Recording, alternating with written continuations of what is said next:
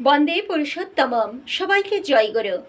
একদিন পরম প্রেময় শ্রী ঠাকুর অনুকূলচন্দ্র সেই রোগ সারানো নিয়ে কথা বলতে বলতে বললেন যে একটা কুষ্টিয়ায় নাম হাসপাতাল ছিল, সেখানে 30-32টা সেই শয্যা ছিল। সেখানে যাদের উপর আশা, যেই রুগীদের উপর আশা ছেড়ে দিত ডাক্তাররা, তাদের নিয়ে পরীক্ষা নিরীক্ষা করা হতো, যা তাদের শরীরে বা মাথায় বা গায়ে হাত দিয়ে বা কপালে হাত দিয়ে নাম করা হতো।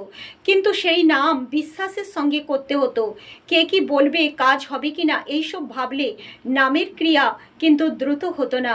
বলেই শ্রী ঠাকুর বললেন, নাম করলে সেই রোগীর শরীর স্পর্শ করে তার ভাইব্রেশন, একটা কম্পন সৃষ্টি হয় তার শরীরে, তার তখন জীবনীয় সেই আরোগ্যকারী শক্তিকে উজ্জীবিত করে, বাড়িয়ে দেয়। তার ফলেই সে ধীরে ধীরে সুস্থ হয়ে ওঠে।